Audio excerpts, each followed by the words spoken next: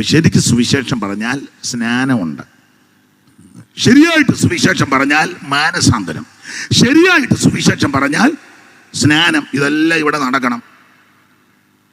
ഇത് ഈ ശരിക്ക് വചനം പറഞ്ഞാൽ സുവിശേഷം അതാണല്ലോ വചനം. ആദിയിൽ വചനം ഉണ്ടായിരുന്നു, വചനം ദൈവത്തോട് കൂടിയായിരുന്നു, ആ വചനം ദൈവമാണ്. ഈ വചനം ശരിക്ക് പറഞ്ഞാൽ അഭിഷേകം പ്രാപിക്കും. കൊർന്നേലിയോസിന്റെ വീട്ടിൽ പത്രോസ് പോയി. പുള്ളിക്ക് പോകാൻ അല്പം ബുദ്ധിമുട്ടൊക്കെ ഉള്ള ആളാ. ചില എന്തോ അതിന് പറയുന്ന ഭാഷ കിട്ടുന്നില്ല, എനിക്ക് ഈയിടെയായിട്ട് ഭാഷയും കിട്ടുന്നില്ല. പുള്ളിക്ക് അല്പ തലക്കനവും വെച്ചിരുത്തും അല്പ തണ്ടും കുന്തുമൊക്കെ ഉള്ള ആളാ. അപ്പൊ അതുകൊണ്ട് പുള്ളി കൊർന്നേലിയോസിന്റെ ജാതീയ പശ്ചാത്തലത്തിൽപ്പെട്ട ആളാ. പോകാൻ മടിക്കും, വിസമ്മതിക്കും. അതിന് ദൈവം തമ്പുരാൻ ഒരു ദർശനം കാണിച്ചു കൊടുത്തു. തുപ്പട്ടി സകല നാൽക്കാലിയും മൃഗങ്ങൾ ഇഴജാതിയുണ്ട്, അറുത്ത് തിന്നാൻ. ഇത് എല്ലാം ഇവിടെ കണ്ടിച്ച് തിന്നുന്ന കാര്യമല്ല. ദൈവം വിശുദ്ധീകരിച്ചതിനെ നീ മലിനമെന്നെണ്ണരുത്. എന്തിനേറെ കൊർന്നേലിയോസിന്റെ വീട്ടിൽ നിന്ന് ആള് വന്നു, പത്രോസ് പോയി. കൊർന്നേലിയോസ് പറഞ്ഞു, നീ വന്നത് ഉപകാരമായി, പറഞ്ഞാട്ടെ, ഞങ്ങളെല്ലാം ഇവിടെ ഉണ്ടെന്ന് പറഞ്ഞു. അവിടെ വായിക്കുന്ന പത്രോസ് വാ തുറക്കണം. കൊരിന്ത്യരോടൊക്കെ പറഞ്ഞു, അല്ലയോ കൊരിന്ത്യരെ, എൻ്റെ വായ നിങ്ങൾക്ക് വേണ്ടി തുറക്കുകയാണ്. നമ്മൾ എന്ത് ചെയ്താൽ വാ തുറക്കുകയില്ല. വന്നപ്പം മുതൽ വായും പൂട്ടിയിരിക്കുക. ഇനിയും തുറക്കുന്ന എപ്പോഴാന്ന് വെച്ചാൽ വായു വലിക്കുമ്പോഴാ നന്നായിട്ട് തുറക്കും. അന്നേരം വലിയ തുറക്കുമല്ലോ, വലിയ കാര്യം. പത്രോസ് വാ തുറന്നു, ദൈവത്തിന്റെ വചനം പറഞ്ഞു. ധാരാളം പേര് അവിടെ വിളിച്ചു കൂട്ടിയിട്ടുണ്ട്. വാ തുറന്ന് വചനം പറഞ്ഞു. വചനം പറഞ്ഞപ്പോൾ എഴുതിയിരിക്കുന്നത്, വചനം കേട്ട എല്ലാവരുടെ മേലും പരിശുദ്ധാത്മാവ് വന്നു. 44 മുതൽ വായിച്ചേ, 10:44. ഈ വാക്കുകളെ പത്രോസ് പ്രസ്താവിക്കുമ്പോൾ തന്നെ വചനം കേട്ട എല്ലാവരുടെ മേലും പരിശുദ്ധാത്മാവ് വന്നു അനങ്ങാതിരുന്നോ മിണ്ടാതിരുന്നല്ല. പിന്നെയോ അവർ അന്യഭാഷകളിൽ സംസാരിക്കുന്നതും ദൈവത്തെ മഹത്വപ്പെടുത്തുക. അപ്പോൾ പരിശുദ്ധാത്മാവ് വന്നു കഴിയുമ്പോൾ, ആത്മസ്നാനം പ്രാപിക്കുമ്പോൾ അന്യഭാഷയിൽ ദൈവത്തെ മഹത്വപ്പെടുത്തും. അന്യഭാഷ പറയുന്നത് മനുഷ്യരോട് ആരോടുമല്ല, ദൈവത്തോടാ. അത് നിന്നോട് പറയണമെന്നൊന്നും പുസ്തകത്തിൽ വാക്യമില്ല. സ്തോത്രം. അച്ചായനോട് അന്യഭാഷ പറയണം, അച്ചായനോട് വേറെ ഭാഷ പറയുന്നുണ്ട് ആൾക്കാർ. അന്യഭാഷയിൽ സംസാരിക്കുന്നവൻ മനുഷ്യനോടല്ല, ദൈവത്തോടാ. വിലക്കരുത്. അവൻ ആത്മാവിൽ മർമ്മങ്ങളെ സംസാരിക്കുക, തനിക്ക് തന്നെ ആത്മീക വർധനയും വരുത്തുക. ആട്ടെ, അത് നിന്നിട്ടില്ല കേട്ടോ, നമുക്ക് ആ ഭാഗം വിട്ടേക്കാം. ഇവര് അഭിഷേകം പ്രാപിച്ച് അന്യഭാഷയിൽ ദൈവത്തെ മഹത്വപ്പെടുത്തി. അപ്പോൾ ശരിക്ക് സുവിശേഷം കേട്ടാൽ പറഞ്ഞാൽ അഭിഷേകം പ്രാപിക്കും, ദൈവത്തിന് മഹത്വം. അതാ സുവിശേഷത്തിൻ്റെ വിശേഷത. ദൈവത്തിന് മഹത്വം ഉണ്ടാകട്ടെ. പണ്ട് രണ്ട് സായിപ്പന്മാർ നാട്ടിൽ വന്നു. അപ്പം അതിലൊരു സായിപ്പ് ഒത്തിരി പേരെ രക്ഷിക്കപ്പെടുത്തി. അത് കഴിഞ്ഞപ്പോൾ വേറൊരു സായിപ്പ് വന്നു. അദ്ദേഹത്തിൻ്റെ പേര് കുക്ക് സായിപ്പ് എന്ന RF കുക്ക്, എൻ്റെ Robert Felix cook RF cook. അപ്പം അദ്ദേഹവും കുമ്പനാട് സൈഡ് വന്നപ്പോൾ അതിന് മുമ്പേ വന്ന ഒരു ബഹുമാന്യ സായിപ്പ് ഉണ്ടായിരുന്നു. അദ്ദേഹം മുഖാന്തരം ഒത്തിരി പേര് രക്ഷിക്കപ്പെട്ട് നോയൽ സായിപ്പാന്നാണ് പറയുന്നത്. അപ്പോൾ നോയൽ സായിപ്പും പിന്നെ പുറകെ വന്ന കുക്ക് സായിപ്പും. അപ്പോൾ ഈ ആദ്യം രക്ഷിക്കപ്പെട്ട കുറേ ആൾക്കാർ കുക്ക് സായിപ്പ് വന്ന് യോഗം നടത്തിയപ്പോൾ അവർ ഈ യോഗത്തിന് വന്ന് അഭിഷേകം പ്രാപിച്ചു. അപ്പം ഇത് പ്രാപിച്ചു കഴിഞ്ഞപ്പോൾ അവർ പിന്നെ അപ്പുറത്തോട്ട് പോയില്ല, ഇങ്ങോട്ട് വന്നു. അപ്പം മറ്റേ പുള്ളിക്ക് സങ്കടം കൊണ്ട് പറഞ്ഞതെന്ന് പറഞ്ഞാൽ, ഞാൻ കുറച്ച് മീനിനും നേടി, അതൊരു കൊക്ക് വന്നു കൊത്തിക്കൊണ്ട് RF കുക്ക് വന്നെന്നുള്ളതിനാണ് പറഞ്ഞത്. ഞാൻ കുറച്ച് മീനെ പിടിച്ചു, അതൊരു കൊക്ക് വന്ന്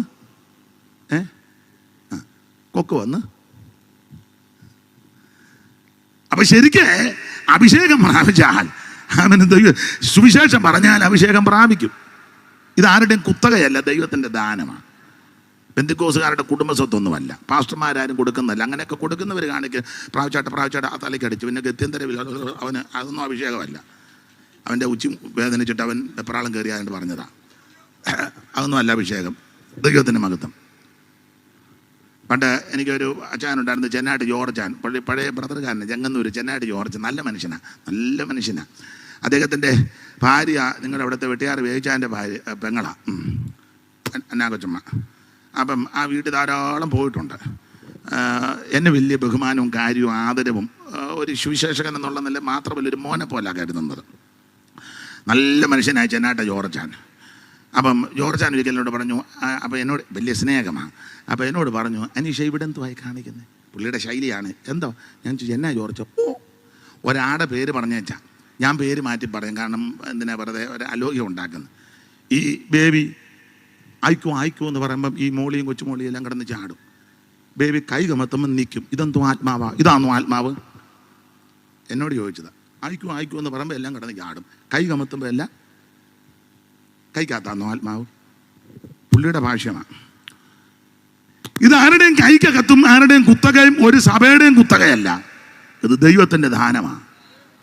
നീ ഉടക്കുണ്ടാക്കാതെ അങ്ങോട്ടും ഇങ്ങോട്ടും കണ്ടമാനം കണ്ണിക്കാതെ. ഗുരു ശിഷ്യനും അങ്ങ് കണ്ണനുമായിരുന്നു. അങ്ങോട്ടും ഇങ്ങോട്ടും മാറി ശിഷ്യൻ അവിടെ കണ്ണിക്കുമ്പോൾ ഗുരു ഇപ്പറ കണ്ണിക്കും. ഗുരു ആറാട്ടുപുഴ കണ്ണിക്കുമ്പോൾ ശിഷ്യൻ പൂവത്തൂര് കണ്ണിക്കും. പിറ്റേന്ന് ഗുരു വന്ന് പൂവത്തൂര് കണ്ണിക്കുമ്പോൾ ശിഷ്യൻ പോയി ആറാട്ടുപുഴ കണ്ണിക്കും. മാറി കണ്ണന്. രണ്ടുപേരും തോക്കുന്നുമില്ല, രണ്ടുപേരും ജയിക്കുന്നുമില്ല. എന്നും കണ്ണനമാണ്. ഒരാൾ നിന്നെന്നും ഒരാൾ നിന്നില്ലെന്നും. അവസാനം എനിക്ക് തോന്നുന്നത്, എൻ്റെ ഓർമ്മ പഴയ ആൾക്കാർ പറഞ്ഞുള്ള ബഹുമാനപ്പെട്ട മൺമറഞ്ഞ KG തോമാച്ചാനാന്ന് തോന്നുന്നു. അദ്ദേഹം പറഞ്ഞു പോലും, നിർത്ത്, മതി എന്ന് പറഞ്ഞു, നിർത്ത്. ഇങ്ങനെ കേട്ടിട്ടുണ്ട്, മതി. ഇത് നമ്മൾ കാണിക്കാൻ നോക്കിയാലോ നമ്മൾ സ്ഥാപിക്കാൻ നോക്കിയാൽ ഉള്ളതല്ല. ഇത് ദൈവത്തിൻ്റെ ദാനമാണ്. ആഗ്രഹിക്കുന്ന ആത്മാക്കളെ ദൈവം തൃപ്തിപ്പെടുത്തും. ഞാൻ നിങ്ങൾ എവിടെ നിന്നൊരു വാക്യമെടുത്ത് അതിൻ്റെ ഗ്രീക്കും ഹീബ്രുവും ഒക്കെ അങ്ങോട്ട് പിരിച്ചെഴുതിയാലൊന്നും നിൽക്കുന്നതും അവൻ തരുന്നതുമല്ല. ഇത് ദൈവത്തിൻ്റെ ദാനമാണ്. Praise the Lord. ദൈവത്തിൻ്റെ നദിയിൽ വെള്ളം നിറഞ്ഞിരിക്കുന്നു. ഒരു നദി ഒന്നും അതിൻ്റെ തോടുകൾ ദൈവനഗരത്തെ, അത്യുന്നതന്റെ വിശുദ്ധ നിവാസത്തെ സന്തോഷിപ്പിക്കുന്നു. ദൈവം അതിൻ്റെ മധ്യയുണ്ട്, അത് കുലുങ്ങി പോകത്തില്ല. ഞാൻ വചനത്തിൻ്റെയും അനുഭവത്തിൻ്റെയും ഒക്കെ വെളിച്ചത്തിൽ പറയാ.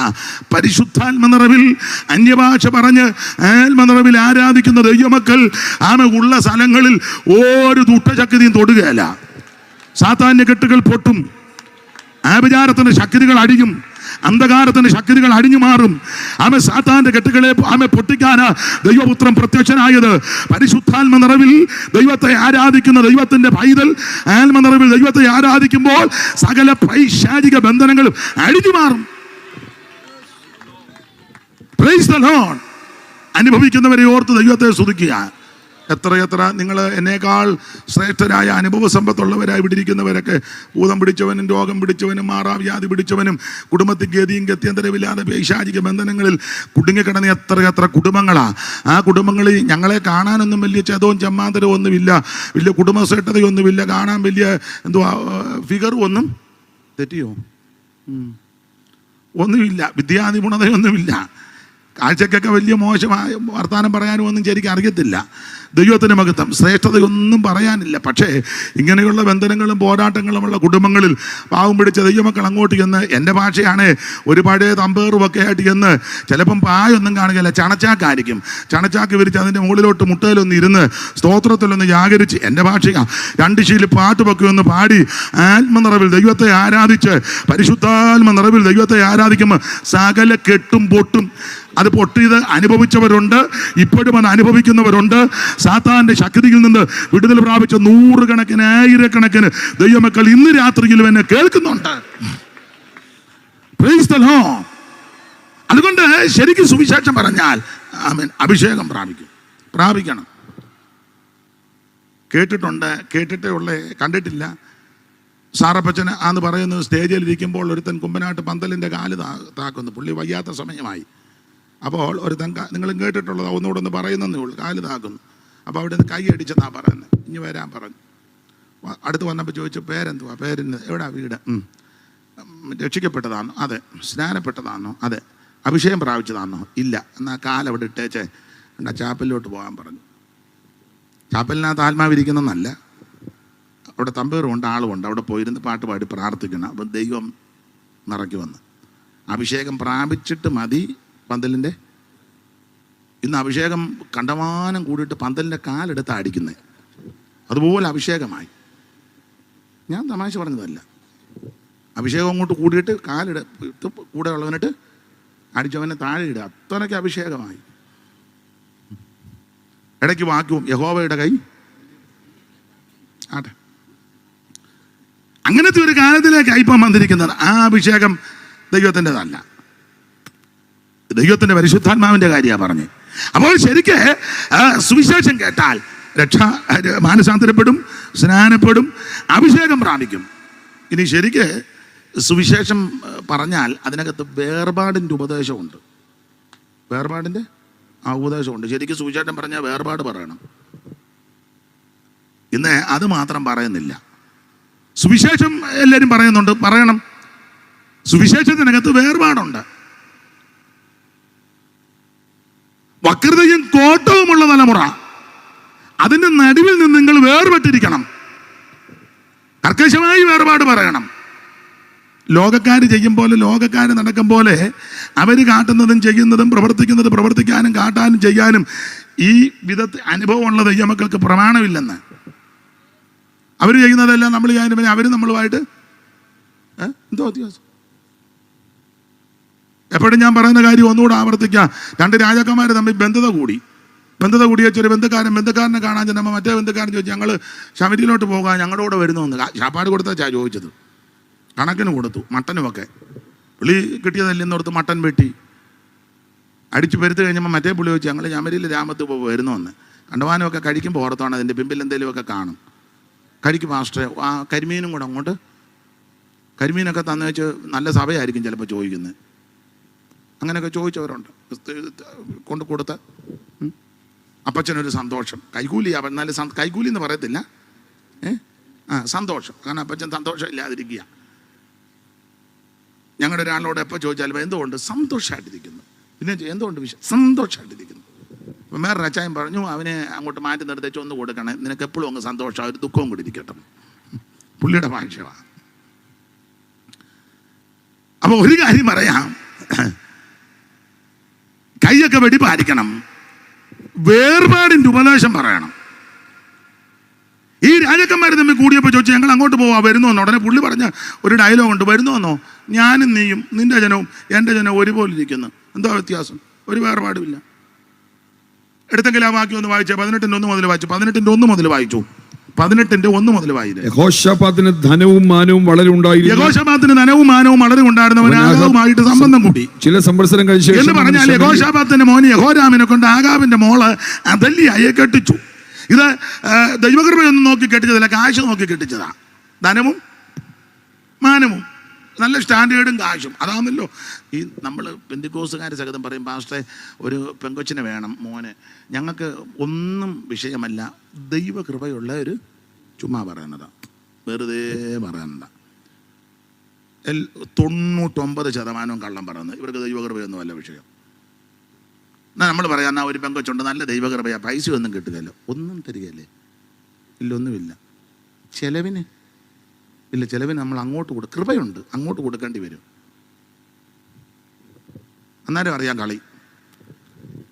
പിന്നെ വലിയ വലിയ വിദ്വാന്മാർ പറയും, ഞങ്ങൾ ഇന്ന് വരെ എൻ്റെ 3 ആൺപിള്ളേർക്ക് പെണ്ണിനെ എടുത്തു, സ്ത്രീധനം ചോദിച്ചു. നല്ല ഇടത്ത് എന്നാ ആലോചിച്ചേക്കുന്നത്. ചോദിക്കുന്ന നീ പൊട്ടനാ. കാരണം അവിടെ നിന്ന് നല്ല അടിയെ പിടിതെടുക്കാനുള്ളത് അവിടെ മിണ്ടുന്നില്ലല്ലോ. നീ എന്തിനായിരിക്കുന്ന കല്യാണം കഴിക്കാത്തത്?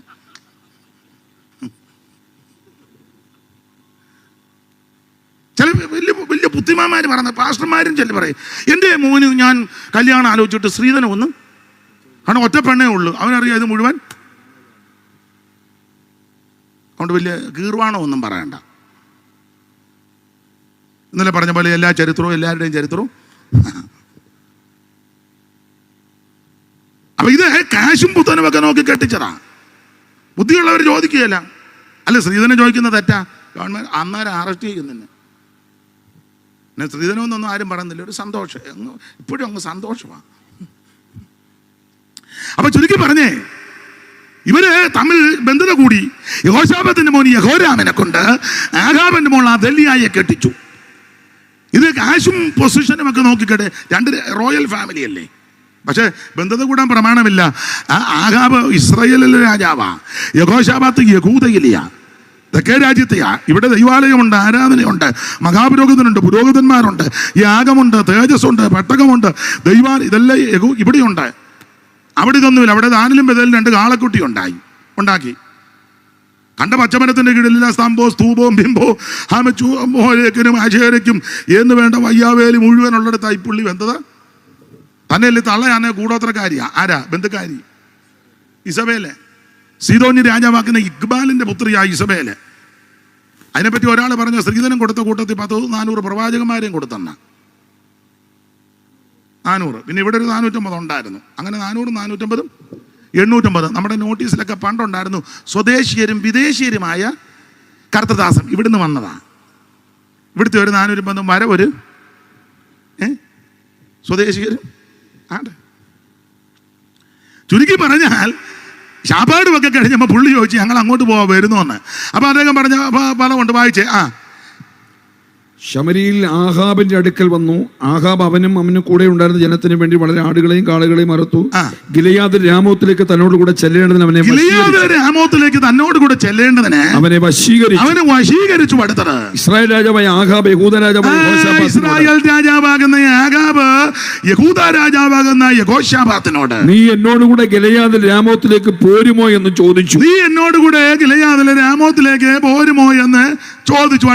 അവനോട് ഉടനെ അവൻ യഹോശാഫാത്ത് ആഹാബിനോട് പറയുക, ഞാനും നീയും എന്റെ ജനവും നിന്റെ ജനവും ഒരുപോലെ ഇരിക്കുന്നു. എന്താ വ്യത്യാസം? വേർപാടില്ല. ഞാനും നീയും എന്റെ ജനവും നിന്റെ ജനവും ഒരുപോലെ ഇരിക്കുന്നു. പിന്നെന്താ വ്യത്യാസം? ചരിത്രവും രാജ്യവും ഒക്കെ പഠിക്കണം. അവിടെ ദാനിലും ബദലിലും 2 കാളക്കുട്ടി, ഇവിടെ ദൈവാലയം. അവിടെ ജാതിക പുരോഹിതന്മാര്, ഇവിടെ ദൈവത്തിന്റെ ലേവി പൗരോഹിത്യം. അവിടെ പെട്ടകമൊന്നുമില്ല, മുഴുത്ത 2 കാള. ഇവിടെ പെട്ടകമുണ്ട്. മന്നായിട്ട് വെച്ച പൊൻപാത്രം അഹരോന്റെ തളർത്ത് വെട്ടി നിയമത്തിന്റെ കൽപ്പലക, 2 കെറൂബ് മുഖത്തോട് മുഖം ചേർത്ത് നിൽക്കുക. ഷെക്കേന ഇവിടെ ഇറങ്ങുന്നത്. ഇവർക്ക് പ്രമാണമുള്ളവരാ. പ്രമാണമുള്ള ഇവൻ പ്രമാണമില്ലാത്തവനുമായി ബന്ധത കൂടി വെച്ചപ്പോ പറയാ, ഞാനും നീയും എന്റെ ജനവും നിന്റെ ജനവും ഒരുപോലാന്ന്. ഞാൻ പെന്തിക്കോസുകാരോട് ഒരു കാര്യം പറയാം. പെന്തിക്കോസുകാരോടാ, നീ വേർപാട് പാലിക്കണം. ചുമ്മാ കയ്യും കൊട്ടി പാട്ടും പാടി നടക്കാൻ നടന്നിട്ടൊന്നും കാര്യമായില്ല. വേർപാട് പാലിക്കണം. നാം വ്യത്യസ്തരാ. അങ്ങനെ പുസ്തകം പഠിപ്പിക്കുന്നത്. ഇസ്രായേലിനെ പറ്റി പറയുന്നത് ശ്രേഷ്ഠജാതി. ഇതുപോലെ ശ്രേഷ്ഠജാതി ഏതുള്ളൂ? ഇതാ തനിച്ചു പാർക്കുന്ന ജനം. അങ്ങനെ സംഖ്യാപുസ്തകം 23-ാം അധ്യായത്തിന്റെ 23 അല്ലേ?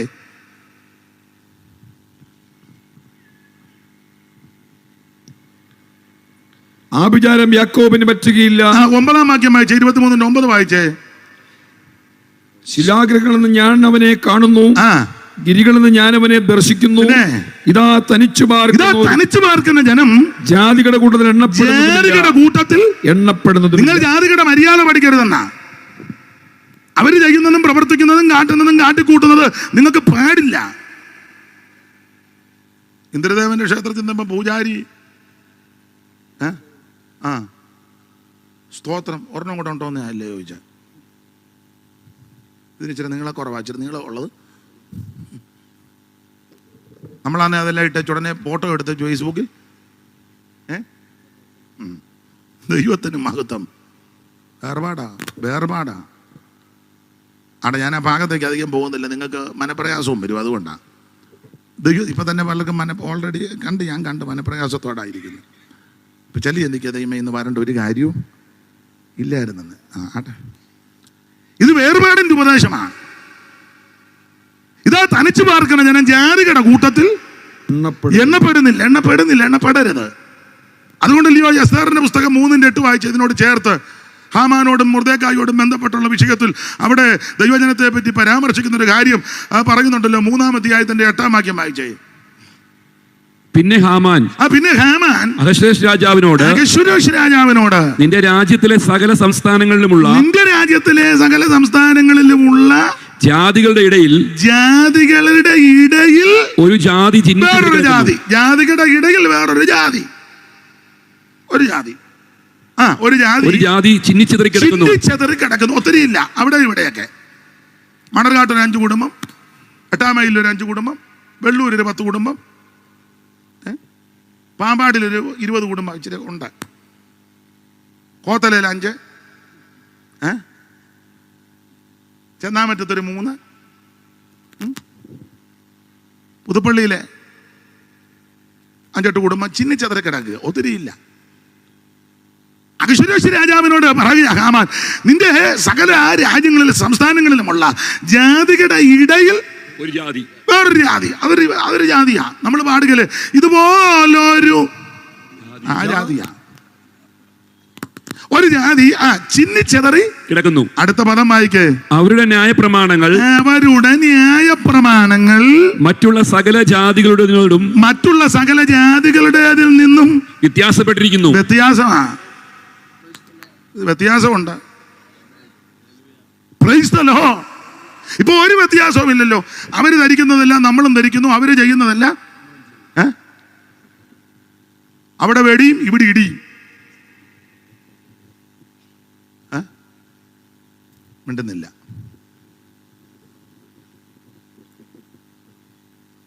അവിടെയും തെറി പറയുന്നവരുണ്ട്. ഇവിടെ സ്റ്റേജിൽ നിന്നല്ല ഞാൻ പറഞ്ഞത്, പൊതുവില്ല. അവിടെയും തല്ലുണ്ടാക്കുന്നവരുണ്ട്, നമ്മുടെ ഇടയിലും ഉണ്ടെന്ന്. എന്നുള്ളൊരുത്തം പറഞ്ഞു, ഞാൻ അവൻ്റെ ക്ലിത്തായിക്ക് പിടിച്ചെന്ന്. സ്ഥലം എവിടാന്ന് എനിക്കറിയാൻ മേല. അവൻ പറഞ്ഞത് ഞാൻ അതുപോലെ ഞാൻ പിന്നെ അവനോട് സ്ഥലം ഏതാണെന്ന് ചോദിച്ചില്ല. എന്നോട് പറഞ്ഞതാ. ഒരു കൺവെൻഷന് പോയി, എവിടാന്നൊന്നും പറയുന്നില്ല. അത് കഴിഞ്ഞ് യൂറിൻ പാസ് ചെയ്യാൻ ആ സ്ഥലത്തോട്ട് ചെന്നപ്പോൾ ഒരാളെ ഇങ്ങനെ ഭിത്തിയിലോട്ട് പൊക്കുന്നു. കൺവെൻഷൻ ഇടയില, ഉണർവ് കയറിയതായിരിക്കും. എന്തുവാ വ്യത്യാസം? നിങ്ങൾക്ക് വല്ല മനസ്സിലാകുന്നുണ്ടോ? എടാ, അവൻ തെറി പറയുമ്പോൾ നീ സ്തോത്രം പറയണം. ഇതാണ് നമ്മുടെ പ്രമാണം. അല്ലാതെ അവനെ നാടൻ തെറി പറഞ്ഞപ്പോൾ നമ്മൾ കൊടുങ്ങല്ലൂരിലെ 2 എണ്ണം അത് പറയും, അതിനൊക്കെ എന്നെ പറഞ്ഞൊന്ന് തോപ്പിക്കാവോ എന്ന്. നിന്റെ പ്രമാണം, അവൻ നിന്നെ തെറി പറയുമ്പോൾ നീ സ്തോത്രം പറയണം. ഞാനിതെല്ലാം എൻ്റെ അനുഭവത്തിൽ നിന്നായി പറയുന്നതും കൂടെ. കുറച്ച് നാൾ മുമ്പ് 3-4 വിദ്വാന്മാര് യേശുവിനെ കാണാൻ ചെന്നതുപോലെ, അവര് ചെന്നതുപോലെ വന്ന്, അയ്യോ എന്തെല്ലാം ഭാഷയാ പറഞ്ഞത്. ഞാൻ മിണ്ടിയില്ല.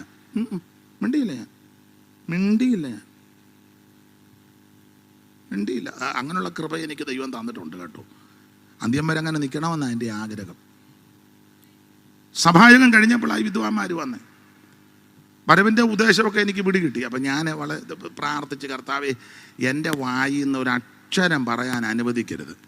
ഞാനൊരു മനുഷ്യനാ, അല്ലാതെ ഗബ്രിയേലും മീഖായിലും ഒന്നും അല്ലല്ലോ. മീഖായിലാന്നല്ലേ വിട്ടുകൊടുത്താനും. ഞാൻ ദൈവത്തോട് ഹൃദയത്തിൽ പ്രാർത്ഥിച്ചു, ഒന്നും ഉരിയാടാൻ അനുവദിക്കരുത്. ഇവർ 1, 2, 3, 4, 5 പേരാന്ന് തോന്നുന്നു. വന്ന് ഞാനിങ്ങനെ ഇരിക്കുക. ആ കസാര എടുത്ത് ഞാൻ കാണിക്കാം. കാലും വേദനിക്കുന്നത് അതുകൊണ്ടാണ്. അപ്പം ഞാൻ കസേരയിൽ ഇങ്ങനെ ഇരുന്നു. ഇവർ 5 പേര് നെടുക ഇരിക്കുക. ഇരുന്ന് വെച്ചാൽ ആവശ്യമില്ലാത്ത വർത്തമാനങ്ങളായി പറയുന്നത്. ഈ നാടൻ ഭാഷയെ ചെല്ലു പറയുമ്പോൾ കൈയില്ലാത്തവൻ കൈ വെച്ച് കെട്ടി ഇവനെ എല്ലാം തല്ലും. അതുപോലത്തെ ആക്ഷേപവും അപമാനമാണ്. ഞാൻ ദൈവകൃപയെ ശരണപ്പെട്ടെ ഈ ഷാളെടുത്ത് ഇങ്ങനെ വെച്ചേച്ച് ഞാൻ ഇങ്ങനെ ഇരുന്നു. അക്ഷരം വേണ്ടിയില്ല. 3/4 മണിക്കൂർ ഞാൻ ഇങ്ങനെ ഇരുന്നു. എല്ലാം കേട്ടുകൊണ്ടിരിക്കുക. അനങ്ങിയില്ല. ഞാൻ ഹൃദയത്തിൽ സ്തോത്രം പറയുന്നുണ്ട്.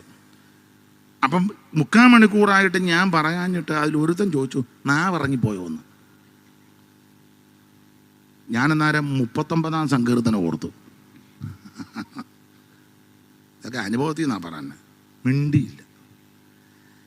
അപ്പം എന്താ ഉദ്ദേശിച്ചത്? എൻ്റെ വായിൽ നിന്ന് എന്തെങ്കിലും കിട്ടി, ഇപ്പം എങ്ങനെ കോരെന്നൊക്കെ പിടിക്കുമല്ലോ.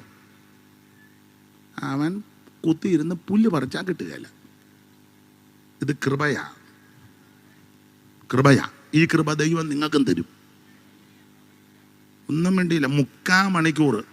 അപ്പം അവിടെ ഉണ്ടായിരുന്നവർ ചിലർ അടുത്ത് നിൽപ്പുണ്ട്, ചിലർ ദൂരെയൊക്കെ നിൽപ്പുണ്ട്, ചിലർ അത് കഴിഞ്ഞ് ഫോൺ ചെയ്ത് ഞാൻ ഉടക്കുമെന്നറിയാൻ, ചിലർ മാറി നിന്ന് അഥവാ ഉടക്ക് വരിക തന്നെ കയറി ഉടക്കാൻ. ഇത് ഉടക്കാനുള്ള മാർഗമല്ല. സ്തോത്രം. നിൻ സൗമ്യമാം സ്വഭാവം നന്നായി പഠിച്ചടി. പാടിയാ പോരാ, സൗമ്യ സ്വഭാവം പറഞ്ഞു തരുമ്പോൾ കയറി കൊമ്പ് കോർക്കുക എന്ന് വെച്ചിരുന്ന് പാടുന്ന തന്നെ മിണ്ടുന്നില്ല. വിശ്വാസി എന്തെങ്കിലും പറഞ്ഞ ഉടനെ കയറി കൊമ്പ് കൊടുത്തു, എനിക്ക് എന്നെ അറിയത്തില്ല. നമ്മളിരുന്ന് പാടുന്നതന്നെ നിൻ സൗമ്യമാം. ചേട്ടത്തി അനിയത്തിയും ചേട്ടനും അനിയനും ഭാര്യയും ഭർത്താവും കൊമ്പ് കോർത്ത് നിൽക്കുക. എന്ന് വെച്ചാൽ സന്ധ്യ ആകുമ്പോൾ പാടുക നിൻ സൗമ്യമാം സ്വഭാവം.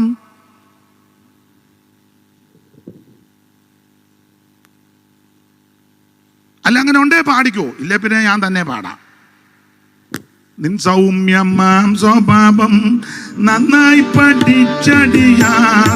നിൻ സൗമ്യമാം സ്വഭാവം നന്നായി പഠിച്ചടിയാർ. വൻ പ്രതികൂല മധ്യേ മുൻപോട്ടുയർത്തുവാൻ. വൻ പ്രതികൂല മധ്യേ മുൻപോട്ടു യാത്ര ചെയ്യുവാൻ. തിരുമുഖ പ്രകാശം ഞങ്ങൾ സതതം. തിരുമുഖ പ്രകാശം ഞങ്ങൾ കരുണി സതതം. അപ്പൊ ശ്രദ്ധിച്ചേ, ഇതാ യേശുവിന്റെ സ്വഭാവം. ഇത് സാധാരണ തിരുമേശയ്ക്ക് പാടും. അടിയുണ്ടാക്കി 2 സഭയായി. അവരും ഇത് തന്നെ പാടുന്നത്. നിൻ സൗമ്യമാ. അത് ബേതേൽ, ഇപ്പുറം ഇട്ടിരിക്കുന്നത് ഹെബ്രോൻ. ഇവിടെ ഇത് തന്നെ പാടുന്നത് നിൻ സൗമ്യമാ. ഇതെല്ലാം കണ്ടുകൊണ്ട് നിഷ്പക്ഷവാദികൾ അന്തം വിട്ട് നിൽക്കുക.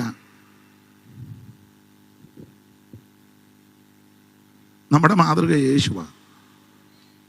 നീ ഒന്നും മറത്ത് പറയരുത്. അവര് നമ്മളുമായിട്ട് വ്യത്യാസം ഉണ്ടെന്ന്. അവര് കാണിക്കുന്നതെല്ലാം നമ്മൾ കാണിച്ചാൽ പിന്നെ എന്താ വ്യത്യാസം? അതാ ഞാൻ പറഞ്ഞ, അവര് തെറി പറയുമ്പോൾ നീ സ്തോത്രം പറയണം. അവര് നിന്നെ തല്ലാൻ വന്നാൽ നീ ഏൽപ്പിച്ചു കൊടുക്കണം. തല്ലട്ടെ. നമ്മുടെ മാർഗം ഇതൊന്നും പറയാൻ ആർക്കും ഇഷ്ടമല്ല. ഇന്ന് രാത്രി നിന്നെ കത്തിക്കും, നിന്നെ, അതാ ഇഷ്ടം. ഇതിൻ്റെ ഉപദേശം ഇതാ. ദൈവത്തിന് മഹത്വം. ആക്ഷേപം പറയും, നിന്ദിക്കും, പരിഹസിക്കും, എതിർത്തൊന്നും പറയരുത്. സ്തോത്രം ചെയ്തോണം. എല്ലാത്തിനും സ്തോത്രം ചെയ്യണമെന്ന പുസ്തകത്തിലെ പ്രമാണം. ചിലപ്പോൾ സമ്പത്തുകളുടെ അപകാരമൊക്കെ അത് സന്തോഷത്തോടെ സഹിക്കണം. ഈ പ്രമാണത്തിന് വേണ്ടിയാ നിനക്ക് ലഭിക്കേണ്ടത്, തരേണ്ടത് ചിലപ്പോൾ ഈ മാർഗത്തിൽ വരുന്നത് കൊണ്ട് തടഞ്ഞെന്ന് വരാം. നിരാശപ്പെട്ടു പോകരുത്. സ്വർഗത്തിൽ നമുക്കൊരു സമ്പത്തുണ്ട്, ഉത്തമ സമ്പത്തുണ്ട്. സമ്പത്തുകളുടെ അപകാരവും സന്തോഷത്തോടെ സഹിക്കണം. ഇതാണ് നമ്മുടെ പ്രമാണം. ഞാൻ ആ ഭാഗം ഇനി അധികം പറയുന്നില്ല. വേർപാട് കർക്കശമായി പാലിക്കണം. അവർ ചെയ്യുന്ന പോലെ, അവർ പറയുന്നത് പോലെ, അവർ പ്രവർത്തിക്കുന്നത് പോലെ നീ പ്രവർത്തിക്കുകയും പറയുകയും ചെയ്യുകയും ചെയ്യരുത്. നീ ദൈവവൈതല. അത് ഇവരുടെ ന്യായപ്രമാണം മറ്റുള്ള സകല ജാതികളിൽ നിന്നും വ്യത്യസ്തമാ. വാക്യം വായിച്ച ഭാഗം വിട്ടേക്കാം പാസ്റ്ററെ. 3:8 ഒന്നുകൂടെ വായിച്ചു. പിന്നെ ഹാമാൻ അഹശ്വേരോശ് രാജാവിനോട്, നിന്റെ രാജ്യത്തിലെ സകല സംസ്ഥാനങ്ങളിലുമുള്ള ജാതികളുടെ ഇടയിൽ ഒരു ജാതി ചിന്നിച്ചെതറി കിടക്കുന്നു. അടുത്തത് അവരുടെ ന്യായപ്രമാണങ്ങൾ മറ്റുള്ള സകല ജാതികളോടും വ്യത്യാസപ്പെട്ടിരിക്കുക. ദൈവമക്കൾ വേർപാട് പാലിക്കണം. കർക്കശമായി വേർപാട് പാലിക്കണം. ശരിക്ക് സുവിശേഷം കേട്ടാൽ മാനസാന്തരം ഉണ്ടാകും. ശരിക്ക് സുവിശേഷം പറഞ്ഞാൽ സ്നാനം നടക്കും. ശരിക്ക് സുവിശേഷം പറഞ്ഞാൽ അഭിഷേകം പ്രാപിക്കും. ശരിക്ക് സുവിശേഷം പറഞ്ഞാൽ വേർപാടിൻ്റെ ഉപദേശമുണ്ട്. ഇതാ ശരിക്കുള്ള ഉപദേശം. അതാണ് സുവിശേഷം. ആ സുവിശേഷത്തിലെ ആദ്യത്തെ പുസ്തകമാണ് മത്തായി സുവിശേഷം. 4 സുവിശേഷ പുസ്തകങ്ങൾ. ആ സുവിശേഷം യേശു ക്രിസ്തു. അതിലെ ആദ്യത്തെ സുവിശേഷമാണ് മത്തായി സുവിശേഷം. ഈ പുതിയ നിയമത്തിലെ ആരംഭ പുസ്തകവും അതാ. ഒത്തിരി വിശേഷതകളും പ്രാധാന്യവും പ്രത്യേകതയും മത്തായി സുവിശേഷത്തിനുണ്ട്. കാരണം മറ്റ് 3 പേരും രേഖപ്പെടുത്താത്ത 1-2 കാര്യങ്ങൾ മത്തായി സുവിശേഷത്തിലുള്ള. അതിലൊന്ന് വിദ്വാൻമാർ വന്ന കാര്യം മറ്റ് 3 പേരും പറഞ്ഞിട്ടില്ല. അത് മത്തായി സുവിശേഷത്തിലാണ് നമ്മൾ മനസ്സിലാക്കുന്നത്. വിദ്വാൻമാർ മാത്രമല്ല, നക്ഷത്രം കണ്ട് ആ കാര്യവും മത്തായിയെ രേഖപ്പെടുത്തിയിട്ടുള്ളൂ, മറ്റു 3 പേരും രേഖപ്പെടുത്തിയിട്ടില്ല. ദൈവത്തിന്റെ മഹത്വം. അപ്പോൾ ഇങ്ങനെയുള്ള ചില വിശേഷതകൾ മത്തായി സുവിശേഷത്തിനുണ്ട്. മാത്രമല്ല മത്തായി സുവിശേഷം നിങ്ങൾ മൊത്തം പഠിച്ച് ഈ പഴയ നിയമത്തിലെ, സങ്കീർത്തനത്തിലെ, പ്രവചന പുസ്തകത്തിലെ, ന്യായപ്രമാണ പുസ്തകത്തിലെ വാക്യങ്ങൾ ധാരാളം ഇതിൽ കോട്ട് ചെയ്തിട്ടുണ്ട് മത്തായി സുവിശേഷത്തിൽ. കാരണം ഇത് യഹൂദനെ ഉന്നം വെച്ചാണ് എഴുതിയിരിക്കുന്നത്. അതുകൊണ്ട് യഹൂദന് ന്യായപ്രമാണത്തിലെ, സങ്കീർത്തനത്തിലെ വാക്യങ്ങൾ എടുത്ത് കൊടുക്കുമ്പോൾ അവർ കുറച്ചുകൂടെ അംഗീകരിക്കും, അല്ലാതെ പറഞ്ഞാൽ അവർ ഉൾക്കൊള്ളുകയില്ല. അതുകൊണ്ട് മത്തായി സുവിശേഷത്തിൽ ധാരാളം പഴയ നിയമത്തിലെ ഉദ്ധരണികളുണ്ട്. എന്നിട്ട് അതിലെ പ്രധാന ഒരു പദമാ നിവൃത്തിയായി. ഇന്ന് ഈ തിരുവെടുത്ത് നിവൃത്തിയായി ധാരാളം വാക്യങ്ങളുണ്ട്. നിവൃത്തിയായി. അപ്പൊ തിരുവെടുത്തുകൾ എടുത്ത് തെളിയിച്ചു കഴിയുമ്പോൾ ഇത് യഹൂദൻ അംഗീകരിക്കും. അവന് ന്യായപ്രമാണം ഇഷ്ടമാണ്. അതുകൊണ്ടാണ് മത്തായി വളരെ സൂക്ഷിച്ച് തിരുവെടുത്തുകൾ ഓരോന്നോരോന്ന് തെളിയിച്ചത്. ക്രിസ്തുയേശുവിന്റെ തിരുപ്പിറവിയോടുള്ള ബന്ധത്തിൽ, കുഞ്ഞുങ്ങളെ കൊല്ലുന്ന വിഷയത്തിൽ, ഇതെല്ലാം യിരെമ്യാവിലെയും അതുപോലെ തന്നെ മീഖാ പ്രവചനത്തിലെ വാക്യങ്ങളെല്ലാം എടുത്ത് തെളിയിച്ച് എന്നിട്ട് പറയാ ഇന്ന് ഈ തിരുവെഴുത്തിന് നിവൃത്തി വന്നു, നിവൃത്തീകരിക്കണം. മത്തായി സുവിശേഷത്തിന്റെ വിശേഷതയാണ്. മാത്രമല്ല മത്തായി സുവിശേഷം ആദ്യത്തെ 4 അധ്യായം നിങ്ങൾ പഠിച്ചാൽ, നമ്മൾ 28-18 വായിച്ച അവിടോട്ട് വരാം. ആദ്യത്തെ 4 അധ്യായം പഠിച്ചാൽ 1 വംശാവലി പട്ടികയാണ്, 2 ക്രിസ്തുയേശുവിന്റെ തിരുജനനമാണ്, 3 അവിടുന്ന് സ്നാനപ്പെട്ട വിഷയമാണ്, 4 ആത്മശക്തിയോടെ പോകുകയും പരീക്ഷയെ ജയിക്കുക. പരീക്ഷ എന്തുവാ? ഞാൻ മൈക്കിൽ കൂടെ പറഞ്ഞോട്ടെ. ടെംപ്റ്റേഷൻ, ഇത് ഇംഗ്ലീഷ് പറഞ്ഞു നോക്കിയത് തെറ്റിയില്ലല്ലോ.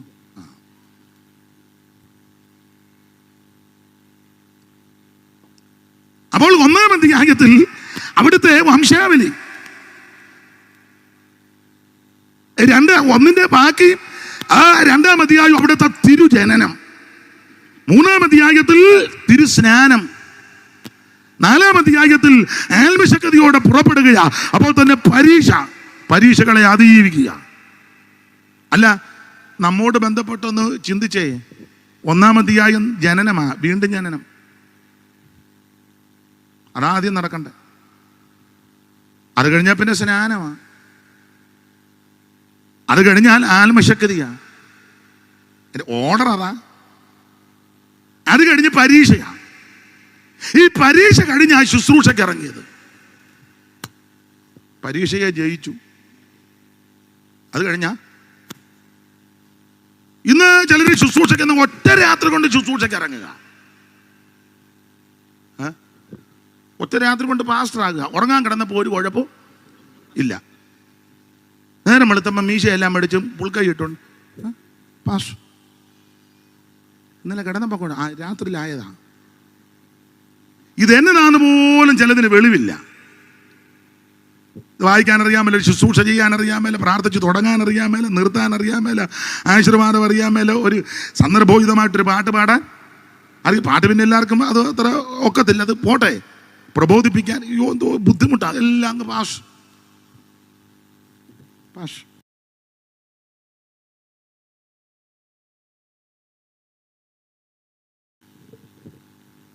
ഇതിനെല്ലാം ഓർഡർ. ഇപ്പം പണ്ടൊക്കെ ബൈബിൾ സ്കൂളിൽ പോയി 2-3 കൊല്ലമൊക്കെ പഠിക്കും. ഇപ്പം അതും വേണ്ട. Online pastor. നാളെ അറിഞ്ഞ് ഗൂഗിൾ പാസ്റ്ററാണ്. ആയിക്കോട്ടെ, ഒത്തിരി പാസ്റ്റേഴ്സാണ്. ഗൂഗിൾ പാസ്റ്റർ, ഓൺലൈൻ പാസ്റ്റർ, പിന്നെ ഫേസ്ബുക്ക് പാസ്റ്റർ, യൂട്യൂബ് പാസ്റ്റർ, ഒത്തിരി. ഏതാ?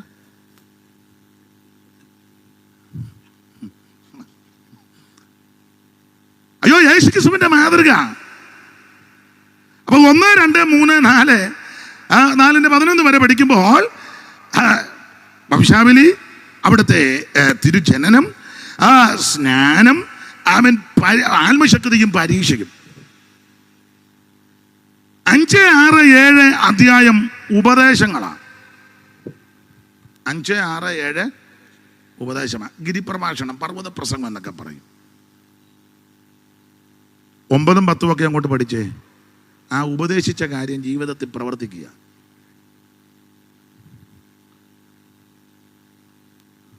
ഉപദേശിച്ച കാര്യം, ഈ ഉപദേശം പറയുമ്പോൾ അത് നമ്മുടെ ജീവിതത്തിലും കൂടെ ഉണ്ടെങ്കിൽ എഫക്റ്റാ. കുറച്ചുകൂടെ നല്ലതാ. കുറച്ചുകൂടെ നല്ലതെന്നല്ല, നല്ലതാ. സ്നേഹിക്കണം സ്നേഹിക്കണമെന്ന് ഞാൻ സ്റ്റേജിൽ നിന്ന് പറയാം, മുഴുവൻ ആൾക്കാരോട് ഉടക്കാം, എഫക്റ്റ് ആകുകയില്ല. വിനയം, താഴ്മ, അത് ജീവിതത്തിൽ ഒന്ന് കാണിച്ചു പറഞ്ഞേ. ഒത്തിരി മസിൽ പിടിക്കണ്ട, ജനഹൃദയങ്ങളിൽ അത് ക്രിയ ചെയ്തുകൊണ്ടിരിക്കും. ഞാൻ എന്നെയും കൂടെ പ്രതിയാക്കിയായി പറയാന്ന്. എന്നെ മനെ ഇതിൻ്റെ ബാറ്ററി പോയോ? അതാ